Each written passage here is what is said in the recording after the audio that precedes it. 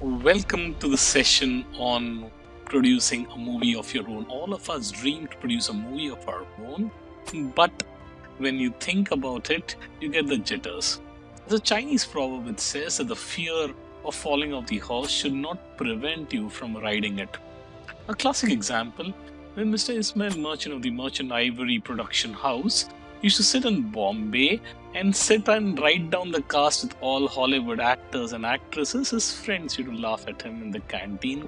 But see where he is today. Friends, welcome to this session. Understand the concept of movie making. I put the picture of the life of Pi.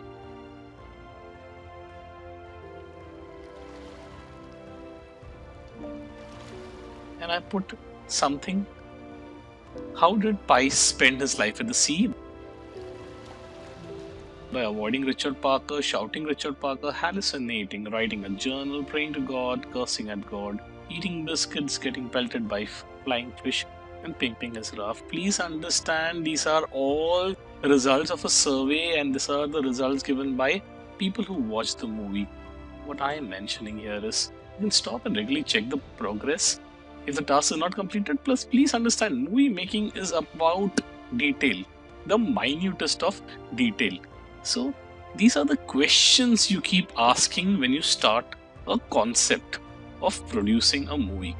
Understand the current major film unit would be Warner Brother Pictures, Walt Disney Pictures, Universal Pictures, Columbia Pictures, and 20th Century. If you see the date founded, most all of them have started close to a decade back, and some of them are already through. Universal, for that matter, that started in 1912. Then comes 1923, both for Warner Brothers as well as Walt Disney, 1924 for Sony Pictures, and 1935 for Fox. And if you see the US and the Canada market in terms of Hollywood movies and how much they've been able to capture in terms of the market, animation is part of it, the genre, the various movie genres that they're looking at, other divisions and brands, says it's one of the biggest business. As they mentioned, that there's no business like show business.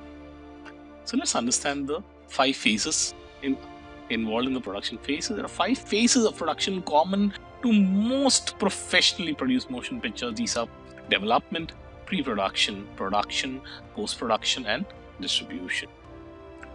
In terms of the production phases, we will consider ourselves with these: development, distribution, pre-production, production, and post-production. So let's understand the 3 of these production phases: pre, production, and post. So what are we not looking at? We are saying distribution is one particular area and development. So we have restricted ourselves to pre-production, production, and post-production. Pre-production phase, in general, the pre-production phase encompasses all aspects of preparation that are performed before the camera starts to roll. Some aspects of pre-production include screenwriting, storyboarding, funding, assembling a crew, casting, costume design, location scouting, set design, properties, props, and scheduling. So pre-production phase supplies a general plan for the production of a movie or a film. And there are 2 types: the spec script and the shooting script. The spec or the speculation script is a version of screenplay that writers distribute to producers in the hope that they'll be optioned. When I say option, is considered for production. It primarily consists of these following 3: slug line, brief description of the setting, example, which means interior of a room during the day, so int room -day, business descriptions of characters and actions, dialogue, the line intended to be spoken by the actors. Please understand, people are going to fund it. The producers are going to be hardly any time, so it has to be on the dot. You're going to say fire and you're just going to blurt out your idea in the best possible manner. And when they say shoot or fire, the shooting script is much more detailed version of the spec that includes numbered scenes, specific camera angles, and other technical information. Example of a page from the shooting script can be available. You can check it up anywhere, where it gives you more detail. Pre-production, the storyboard is a series of drawings intended to represent how the film will be shot, including how much each frame will you compose and how subject and camera motion will occur. The storyboard articulates of a movie. So it will be pictures, and pictures speak 1,000 words. Pre-production phase funding. Films are generally expensive to produce. Even small independent productions with unknown actors can cost hundreds of thousands of dollars. Because of the level of investment involved, most films rely on either production companies, that's Hollywood Films, or independent investors, that are independent films. And why would the independent guys come in? Maybe they see a lot of scope in the idea, they see a lot of potential and ready to invest money. Pre-production phase next goes on to assembling a crew. A crew is a group of workers on a film set who are responsible for facilitating production as opposed to acting.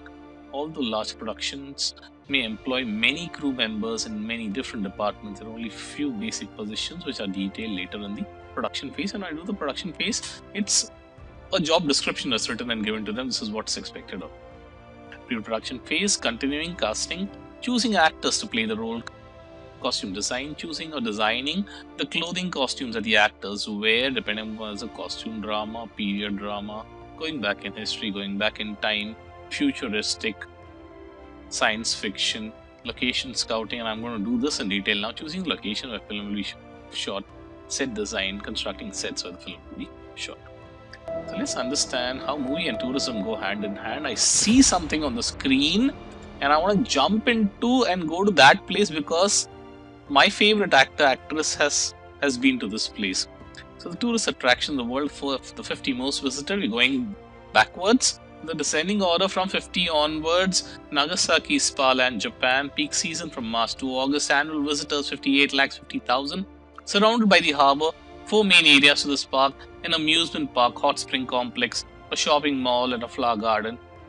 If visiting in winter, check out the wonderful illumination. Most of the Asian movies related to Japan.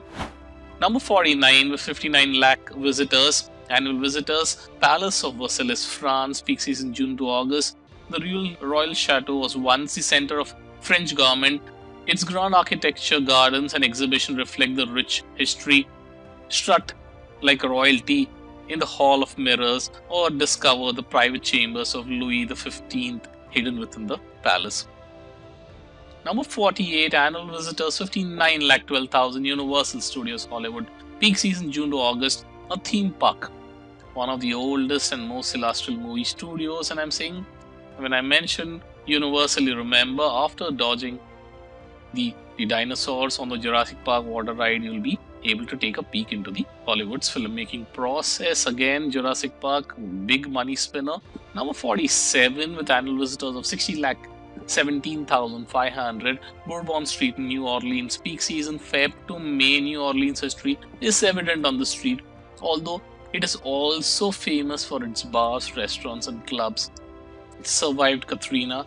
If you know what Katrina is one of the biggest tsunami kind of tide, large, intact, and the annual Mardi Gras parade passes through just as it has done in the past. At 46 comes the Metropolitan Museum of Art in New York City. Annual visitors of 61,15,881. Peak season weekends and US holidays. The largest art museum in the US with over 2 million works in the permanent collection. Art from throughout the world and ages is displayed. And please understand, anything that to do with a robbery in a museum, you can always count on a picturization here. At number 45 with annual visitors of 61,91,361, you have the Lincoln Memorial, Washington DC. And everybody knows Washington DC, peak season March to June or September to November. The savior of the Union and perhaps the most famous US president. The surrounding area has been taken on great importance for some, particularly the civil rights movements, and anything that's related to close to the president is always shot here. Next at 44 with annual visit of 61,95,000, Universal Studios Florida, another Universal Studio, peak season Feb to March, June to August, US holidays. Screen junkies will adore the Transformers, if you remember all of them, The Simpsons, the extraterrestrial or the E.T. and the Shrek themed attraction. At 43, Lake Mead, Nevada, with 62,85,439 annual visitors with a peak season of May to September. This massive lake was created by the Hoover Dam. Hike and bike around the lake or partake in some water sports or fishing. A peaceful retreat away from the nearby neon Glow of Las Vegas. At 42 with 63,83,000 annual visitors, Lotte World Seoul. Peak season March to May and September to November. This complex features the world's largest indoor theme park along the outdoor attraction. A hidden gem within the park is the Folk Museum, which exhibits ancient items from the Korean past and most of the Korean movies. You could see a setting around here. At 41 comes the first Disneyland Hong Kong, 67 lakh annual visitors. Peak season October to November, Jan to Feb and April to May. Disney has incorporated Chinese culture and traditions into the design of this Hong Kong-based park. This might be your only chance to see Mickey Mouse in a Feng Shui environment. I'll take up from 40 onwards in the next session.